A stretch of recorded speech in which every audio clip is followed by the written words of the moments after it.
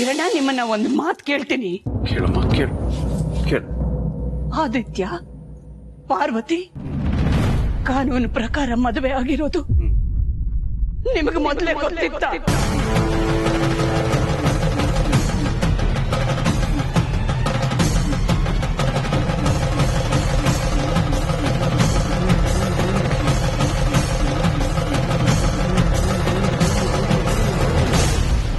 ನೀವು ನನ್ನ ನಂಬಿಕೆಗೆ ಮೋಸ ಮಾಡ್ಬಿಟ್ರ.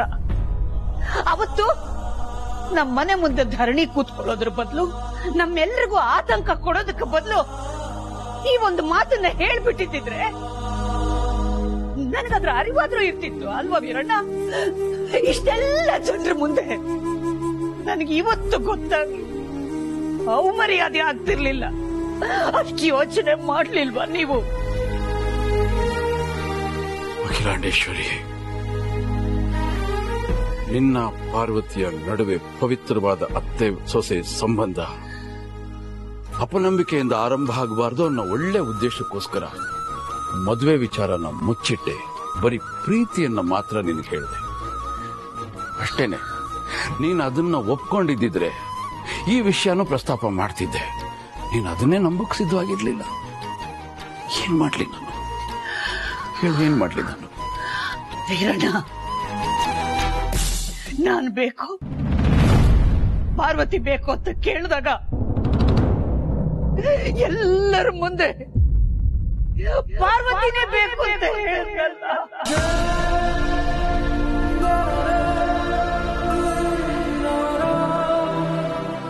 ನಾನು ಏನ್ ಮಾಡ್ಲಿ ವೀರಣ್ಣ? ಹೇಗಿದನ್ನ ಸಹಿಸ್ಕೊಳ್ಳಿ ನಾನು ಹೇಗ ಅವನನ್ನ ಮಗ ಅಂತ ಇನ್ನೊಂದ್ಸಲ ಕರೀಲಿ? ಅವಳನ್ನ ನಾನು ಸೊಸೆ ಅಂತ ಸ್ವೀಕರಿಸೋದಕ್ಕೆ ಸಾಧ್ಯನೇ ಇಲ್ಲ.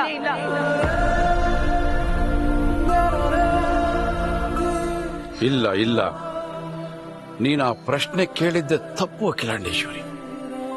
ನೀನು ಅಂತಲ್ಲ, ಪ್ರಪಂಚದಲ್ಲಿ ಯಾವ ತಂದೆ ತಾಯಿಗಳು ಈ ಪ್ರಶ್ನೆ ಮಕ್ಕಳನ್ನು ಕೇಳಬಾರ್ದು. ಯಾಕೆಂದ್ರೆ ಈ ಜಗತ್ತಲ್ಲಿ ಆ ಪ್ರೇಮಿಗಳಿದಾರಲ್ಲ, ಒಂದು ಸಲ ಅವ್ರ ಪ್ರೀತಿಯ ಬಲೆಗೆ ಬಿದ್ರೆ ಜಗತ್ತೇ ಶೂನ್ಯ ಅವರ ದೃಷ್ಟಿಯಲ್ಲಿ. ಅದಕ್ಕಿಂತ ದೊಡ್ಡದು ಯಾವುದೂ ಇರೋದಿಲ್ಲ ಅವರಿಗೆ. ಹೆತ್ತವರು ಆ ಪ್ರಶ್ನೆ ಕೇಳಬೇಕಾದ್ರೆ ಬರೋ ಉತ್ತರನ ಸ್ವೀಕರಿಸೋ ಸಿದ್ಧತೆ ಮಾಡ್ಕೊಂಡಿರ್ಬೇಕು. ಇಲ್ಲಾಂದ್ರೆ ಈ ರೀತಿ ನಿರಾಶೆ ದುಃಖ ಆಗ್ತಾ ಇರುತ್ತೆ.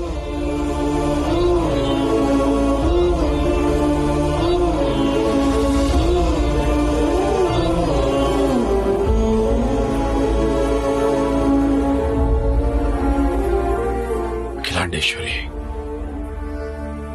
ನಿನಗೆ ನೆನಪಿದ್ಯಾ? ಬಹಳ ವರ್ಷಗಳ ನಂತರ ನಾನು ನಿನ್ನ ಮನೆಗೆ ಬಂದೆ. ನಿನ್ನ ಮುಖದಲ್ಲಿ ಅದೆಷ್ಟು ಸಂತೋಷ, ಸಂಭ್ರಮ ನಾನು ನಿರೀಕ್ಷೆ ಮಾಡಲಿಲ್ಲ. ನನ್ನ ಪಾದ ತೊಳೆದು ನನ್ನ ಒಳಗಡೆ ಕರ್ಕೋತಿ ಅಂತ ಆ ಸಂದರ್ಭದಲ್ಲಿ ನೀ ನನಗೊಂದು ಮಾತು ಕೊಟ್ಟೆ. ಏನಂತ? ಅವರಿಬ್ಬರು ಪರಸ್ಪರ ಒಪ್ಕೊಳ್ಳೋದಾದ್ರೆ ನಾನು ಮದುವೆ ಮಾಡಿಸ್ತೀನಿ ಅಂತ.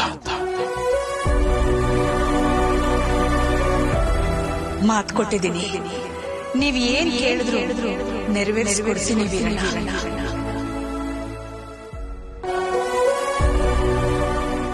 ನೆನಪಿದ್ಯಾ?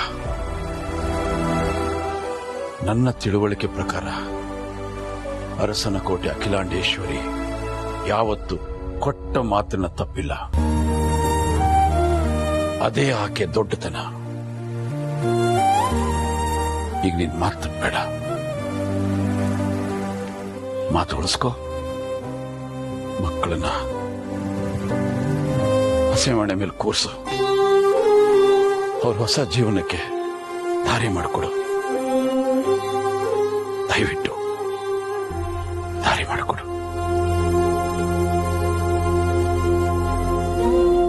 ದಯವಿಟ್ಟು.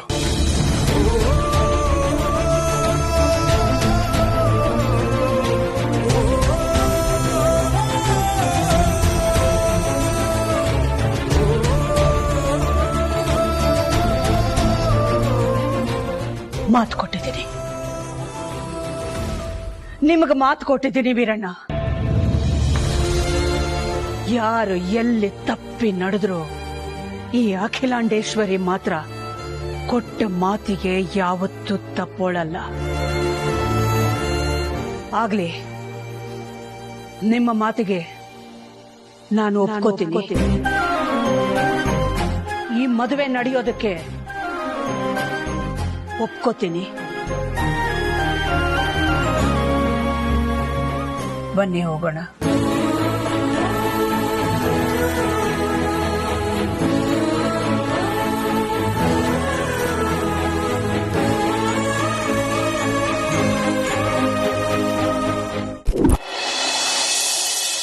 ಇದ್ರಲ್ಲಿ ಅಪ್ಪನ್ ತಪ್ಪೇನೂ ಇಲ್ಲ ಯಜಮಾನ್ರೆ. ನನ್ನ ದಂಡ್ಸೋ ಅಧಿಕಾರ ಅಪ್ಪಂಗಿದೆ.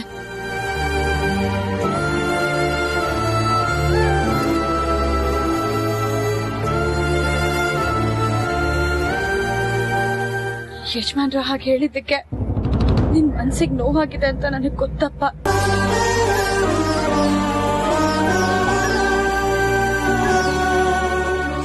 ದಯವಿಟ್ಟು ಆಡಿದ ಮಾತುಗಳನ್ನೆಲ್ಲ ನಿನ್ ಮನ್ಸಿಗೆ ಹಾಕೋಬೇಡಪ್ಪ. ಅಯ್ಯೋ, ದಯವಿಟ್ಟು ಕ್ಷಮಿಸ್ಬಿಡಿ ಅಮ್ಮವ್ರೆ. ತಾವು ಈಗ ಅರಸನ ಕೋಟೆಯ ದೊಡ್ಡ ಸೊಸೆ.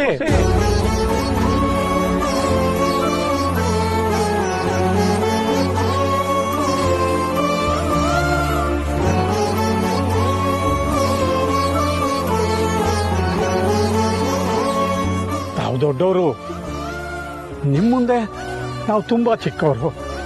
ನಮ್ಮಿಂದ ತಪ್ಪಾಗಿದ್ರೆ ಕ್ಷಮಿಸ್ಬಿಡಿ ಪಾರ್ವತಿ ಅಮ್ಮವ್ರೆ.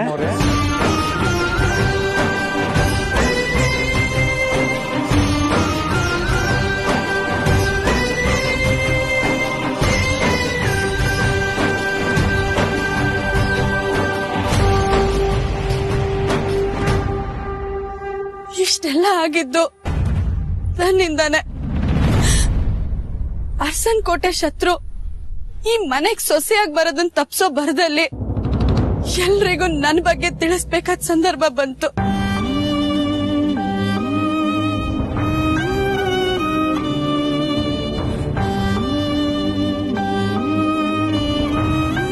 ಅಖಿಲಮ್ಮನ್ ನಂಬಿಕೆಗೋಸ್ಕರ ಯಾವ ಪ್ರೀತಿನ ತ್ಯಾಗ ಮಾಡೋದಕ್ ಮುಂದಾಗಿದ್ನೋ ಅದೇ ಪ್ರೀತಿ ವಿಷಯನ ಎಲ್ರ ಮುಂದೆ ಹೇಳಿ ಅಖಿಲಮ್ಮನ್ ಮುಖಕ್ಕೆ ಹಸಿ ಬಳಿಯೋ ಕೆಲಸ ಮಾಡ್ಬಿಟ್ಟ.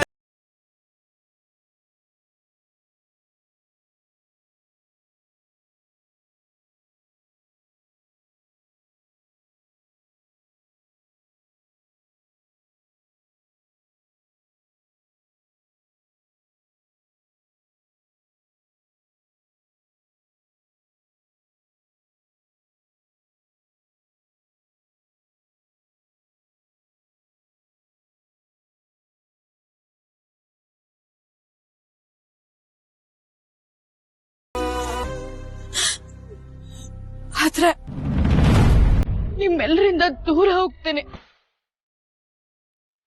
ಆದ್ರಿಂದನಾದ್ರೂ ಅಖಿಲಮ್ಮನ್ ಮನ್ಸಿಗೆ ನೆಮ್ಮದಿ ಸಿಗುತ್ತೆ.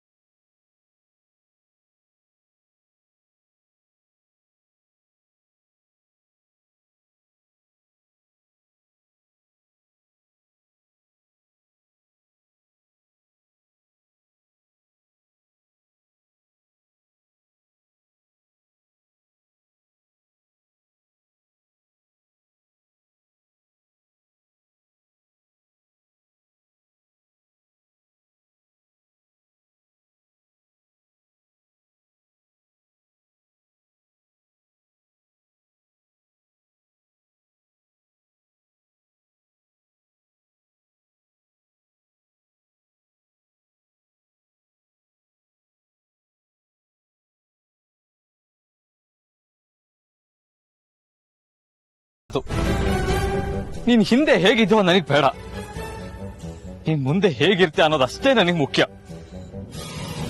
ಇವಾಗ ಜನನಿ ಅವ್ರ ತಂದೆ ಅಮ್ಮನ್ ಕರ್ಕೊಂಡ್ ಬರಕ್ ಹೋಗಿದ್ದಾರೆ, ಅವ್ರನ್ನ ಒಪ್ಸಿ ಕರ್ಕೊಂಡ್ ಬರ್ತಾರೆ.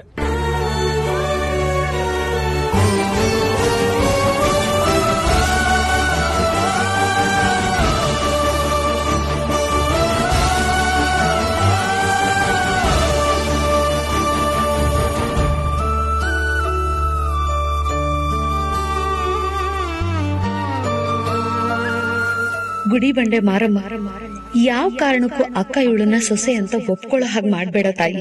ಆ ವೀರ ಹೆಂಗ್ ಅದೇನ್ ಕೇಡ್ಗಾಲ ಬಂದಿದ್ಯೋ ಏನೋ, ಮಾತೆತ್ತಿದ್ರೆ ಸಾಕು ಆದಿಪಾರು ಒಂದಾಗ್ಬೇಕು ಅಷ್ಟೇ ಅಂತ ಯಾವಾಗ್ಲೂ ಬಾಯಿ ಬಡ್ಕೊಳ್ತಾನೆ. ಅವ್ರ ಆಸೆಗೆ ತಣ್ಣೀರ್ ಎರ್ಚ್ಬಿಡಮ್ಮ. ಕಾದು ಕೆಂಡದಂತಿರೋ ಅವ್ರ ಮನ್ಸು ಬೂದಿ ತರ ಸುಟ್ಟು ಕರಕ್ಲಾಗ್ಲಿ. ನನ್ನ ಆಸೆ ಈಡೇರೋ ಹಾಗೆ ಮಾಡಿದ್ರೆ ಯಾವತ್ತೂ ಉಪವಾಸ ಇಲ್ದೇ ಇರೋ ಈ ನಿನ್ನ ಭಕ್ತೆ ಬರೀ ಎಳ್ನೀರ್ ಕುಡ್ಕೊಂಡು ಎಳ್ಳು ದೀಪ ಹಚ್ಚದ ಇಡೀ ದಿನ ಉಪವಾಸ ಇರ್ತೀನಿ ತಾಯಿ. ಗುಡಿ ಬಂಡೆ ಮಾರಮ್ಮ, ಕಾಪಾಡು ತಾಯಿ.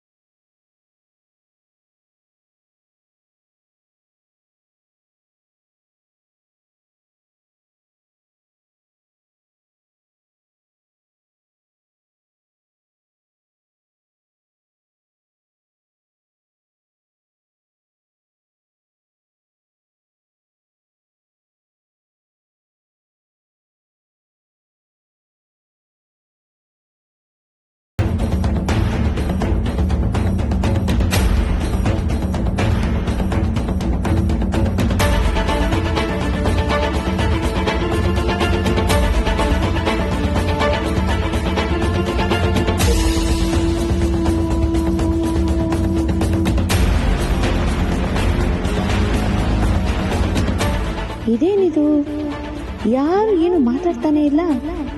ಈಗ ನನ್ನ ಮಕ್ಕಳೇ ಇಷ್ಟ ಇಲ್ಲ ಅಂದ್ರೆ ಕೆಟ್ಟೋಳಾಗ್ಬಿಡ್ತೀನಿ. ಬೇಡ ಬೇಡ, ಸೈಲೆಂಟ್ ಆಗಿರೋದೇ ಒಳ್ಳೇದು. ಯಾರಿಂದನೂ ಯಾವ ಉತ್ತರನೂ ಬರ್ಲಿಲ್ಲ ಅಂದ್ರೆ ಇಷ್ಟ ಇದೆ ಅನ್ಕೋಬೋದಾ?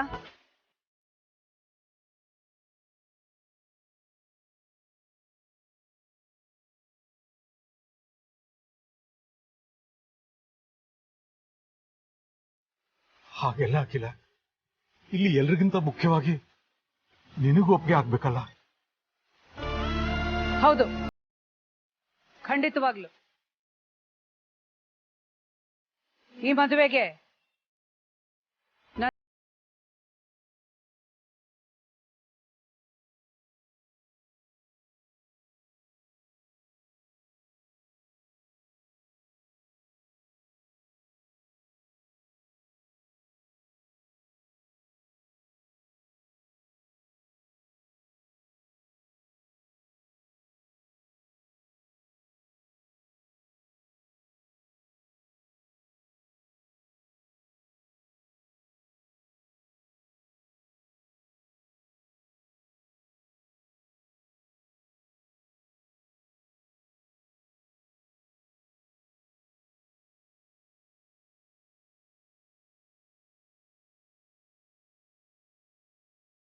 ಈಗ್ಲೇ ರೆಡಿ ಮಾಡ್ಕೊಂಡು ಕರ್ಕೊಂಬರ್ಲಾ?